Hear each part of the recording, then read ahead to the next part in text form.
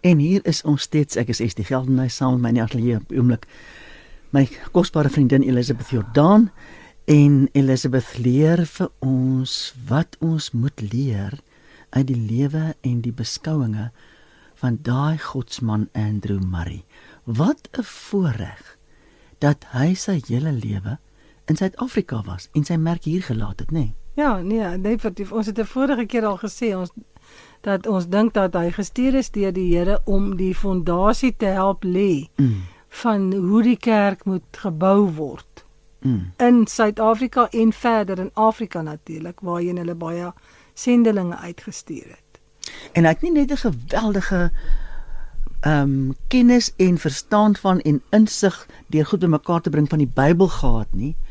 Ek dink hy het ook 'n kosbare verstaan gehad van mense en hoe mense werk en hoe om mense te kry om betrokke te raak en wat nie alles nie, nê. Ja, en onthou dat hy het die groot stoot in sy bediening het gekom met die herlewing wat in 1860 uitgebreek het. Wat 'n geweldige effek gehad het op die kerk en op die heiligmakingsbeweging wat ontstaan het as gevolg daarvan. En die sending opdrag en die evangelisasie opdrag wat geweldig gegroei het. En later in Suid-Afrika tydens die Anglo-Boereoorlog was daar weer 'n herlewing. Veral onder die gevangenes, die krygsgevangenes van die boere wat in Sint Helena en ander plekke aangehou is. So dit en Andrew Murray was elke keer nog steeds instrumenteel, maar dit wat hulle daar, hy het altyd gesê in die verlede, toe in die eerste 12 jaar van sy bediening, het hy met ziel gewerk, ywer. Was 'n baie ywerige man, hy het homself in die grond ingewerk. Toe is dit die herlewing. Toe leer hy om saam met die Heilige Gees te werk. En dan vertel hy 'n aantal jare later het hy 'n ervaring gehad, hy noem dit the joy of full pardon. Die vreugde van algehele vryspraak. Wow. Wat hom in 'n ander kategorie met die Here en sy gebedslewe en alles ingebring het. En wat vir hom die innerlike dryfkrag geword het om elke mens in Suid-Afrika aan Jesus voor te stel. So. Dit is geweldig. Dit is verskriklik. En ek glo as die Here God dit in jou sit, dan is dit wat jy wil doen. Ja, nee, absoluut. Maar ek het nou hierdie volgende stukkie van hoe hy nou sake hanteer het as die moderator van die kerk, die voorsitter, is daar in die laat 80er jare van die 19de eeu, dis die laat 1800s, was daar in die kerk 'n ewige stryd oor geheel onthouding. En van die begin af ongelukkig was dit deur 'n persoon gedryf. Die vernaamste voorstander van hierdie onthoudingsbeweging was 'n professor Meyer van Stellenbosch. Hy was die senior dosent by die teologiese skool van Stellenbosch. En as gevolg van sy talente en sy welsprekendheid en sy godvrugtige lewe het hy 'n groot mense het hom hoog geag. Maar wat gebeur het? Andrew Murray praat by die jongelingvereniging in Stellenbosch se inwyding. Dis maar soos students, ek weet nie meer wat sal ons dit vandag noem nie. CSV, ja. In die jaar 1877. En hy praat met goedkeuring oor die groei van die gematigheidsbeweging in Amerika, soveel so dat sterk drank nie meer deur jong mense in Christelike kringe gebruik word nie, en dat dit baie gehelp het om die drankewel te bestry. En Andrew Murray het gemeen dat dit ook die strewe moet wees van jong mense in Suid-Afrika. Nou professor Meyer het hierdie saadkorrel in sy hart ontvang. En in 1882 stig hy die Christelike Onthoudingsvereniging en hy begin om dit te propageer van elke kansel af. Hy skryf brosjures en briewe aan die openbare pers en hy pleit dat Christene van wyn en drank moet afsien en hy hou vol dat alkohol is 'n gif en dat dit verbode is vir Christene om dit te gebruik. Oh my goodness, nou, doen dit uit Stellenbosch uit, waar daar so baie wynboere is. Ja, en sy houding het 'n geweldige teenreaksie uitgelok van die boere van Stellenbosch. Ek kan dink. wat byna uitsluitlik hulle bestaan maak uit wynproduksie, en hulle sê, die wingerde is na Suid-Afrika gebring deur die godvreesende Hugenote, wat gevlug het voor die vuur van vervolging uit Frankryk. En al die wynboere was ernstige godvreesende mense, getrou aan die kerk en die geloof van hulle vaders, hulle is vrygewig, hulle ondersteun die buitelandse sending en die binnelandse hulpverlening, en hulle het ook die teologiese skool waarvan professor Meyer nou die senior professor is, hulle het dit gebou en hulle het onderhou dit. So, hulle dreig hom en sê hulle gaan al hulle bydraes onttrek as hy nou nie afsien van hierdie propaganda wat hy nou so versprei nie. Oh my aarde. Die professor Meyer skop toe vas. Of Meyer. Die gemoedere word so opgesweep dat as iemand uitvind hy preek nou by 'n kerk, dan kom hulle nie vir die krens nie.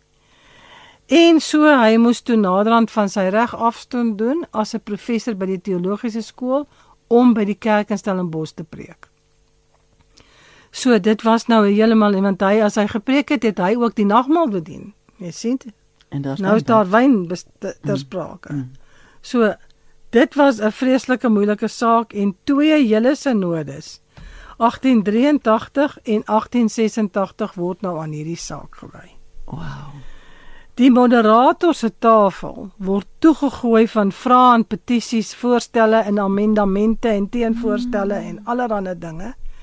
En in 1886 duur die bespreking oor hierdie onderwerp 3 dae. Dominee Andrew Murray simpatiseer met die onthoudingsparty want hy weet van die ewel van drankmisbruik en wat dit gehad het. Ons weet almal, in die Boland was daar die dopstelsel, dat van die werkers word betaal met drank en dan is hulle verslaaf daaraan. Maar nou as voorsitter moet hy onpartydig wees en hy moet ook versoenend optree. En sy eie betrekking by Wellington, ook 'n streek waar wyn verbou word, is ook in die gedrang. So, dit was die vroomste lede van sy gemeente, is ook wynboere. En hulle geldelike bydraes was vir die kerk belangrik, en ook die skool en die pastorie en daai Huguenote College en alles, word onderhou deur hulle bydraes. En hulle sê, nou moet hulle doen, en Andrew Murray, in sy karakter sê, kom ons kyk wat sê die woord hieroor. So, hulle kom toe tot 'n besluit uiteindelik, dat daar 'n kompromie moet wees. Die kompromie is, wyn is 'n gawe van God, wat met danksegging en tot sy eer gebruik kan word.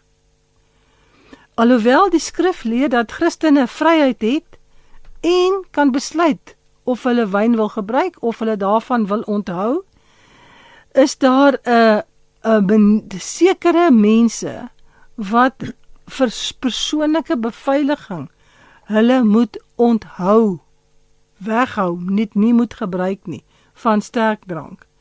En in die gees van heiligmaking en liefde, is daar tye, wanneer jy jou moet onttrek van drank. Ons weet selfs, mense soos die Nasareners, wat hulle, soos Johannes die Doper, en Simpson, wat nooit nog wyn gedrink het nie, as gevolg van sy afsondering vir 'n taak wat God vir hom gegee het.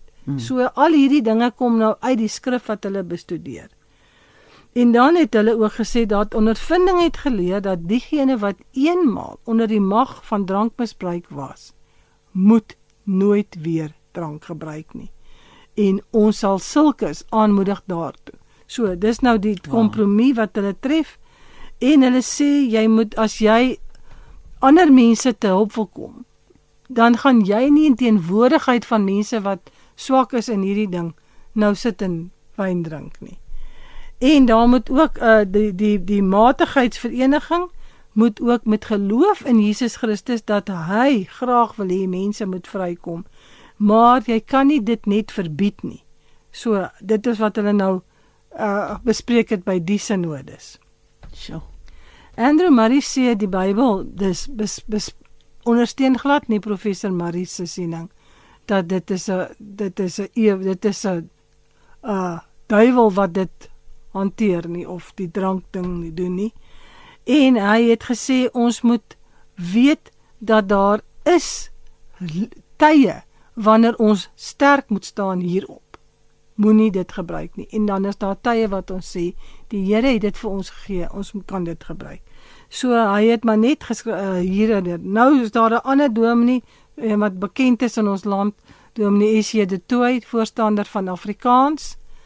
Hy het 'n boekie geskryf, Die vrug van die wynstok, van die wingerdstok, en hy het gesê, luister, die Here het vir Timoteus, of Paulus het vir Timoteus gesê, drink liewer wyn en moenie water drink nie. So hy kom nou van 'n heeltemal ander hoek af. Ja. En Andrew Murray skryf 'n hele repliek op hierdie boekie wat in die kerkbode verskyn, en daar's 'n hele hierdie argument. En so met Andrew Murray se hulp as 'n versoenende mag het hierdie persone wat so sterk gevoel het later meer verdraagsaam geraak, en die wynboere het besef want dis nie 'n persoonlike vete teenoor hulle nie, en dat daar wel 'n probleem is met drank in die Boland waar hulle is, en dat hulle dit saam moet hanteer. En so Andrew Murray sê, ons moet die land vra om wette te maak, waardeur die verkoop van sterk drank beheer moet word met 'n lisensie, en daar moet 'n ouderdomsbeperking wees oor wie mag dit gebruik. Verstaan, so nou die saak wat in die kerk hanteer word nou oorgeskuif na die landswet toe. So wat dit vir my is hoe dat 'n besluit wat in die kerk geneem word, dit wat in die land gebeur, wat eintlik 'n sekulêre regering is, wat nie te sê, dit is nie te sê hulle is almal Christen nie, op die ou end beïnvloed. Ja.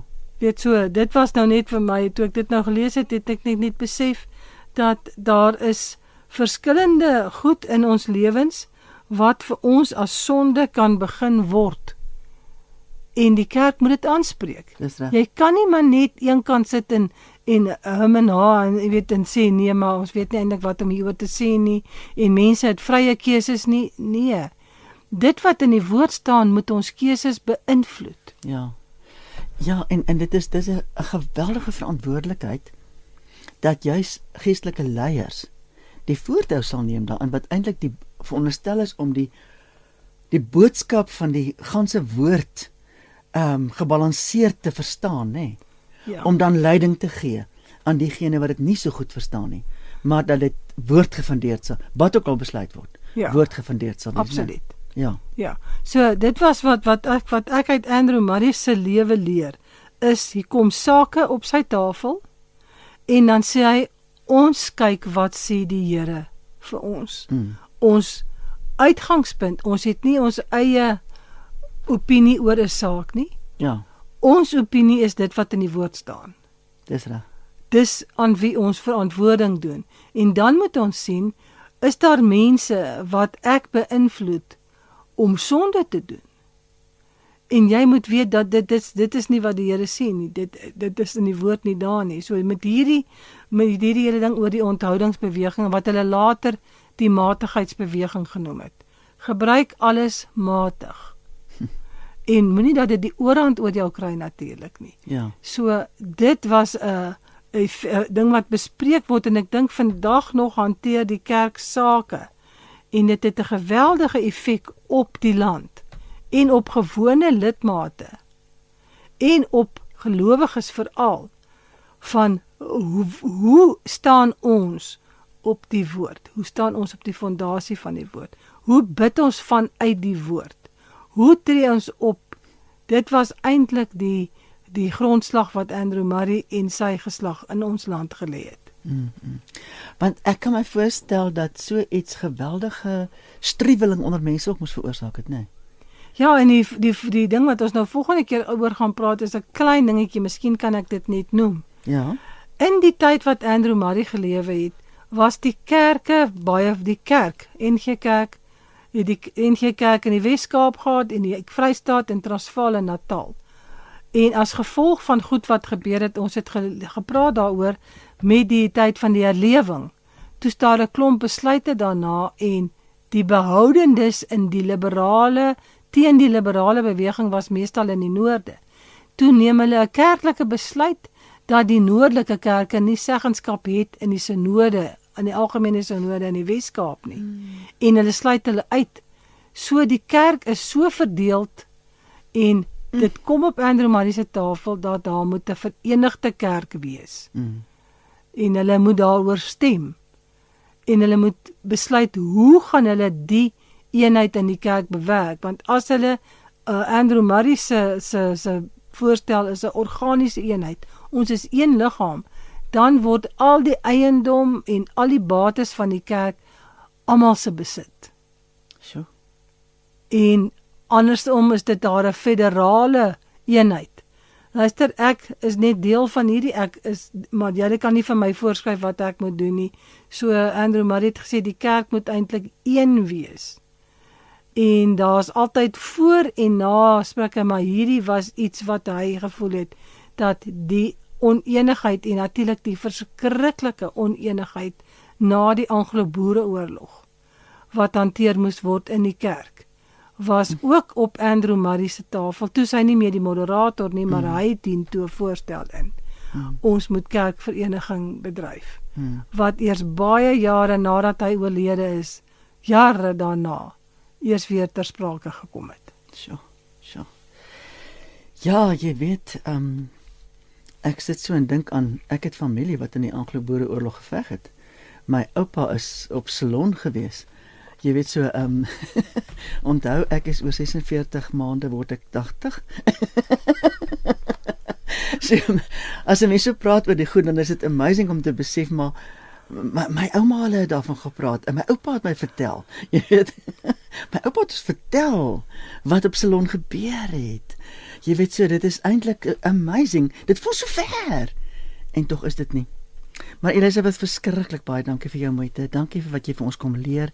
Dit is wonderlik om hierdie lering van Andrew Murray saam met jou deur te trap, en ek wil net weer sê, ons sal sê waar ons dit dan uiteindelik gee, en Elisabeth is nog lank nie klaar nie, ons gaan nog verder gesels, en baie dankie, wat wil jy sê? Ek sê van die PDF.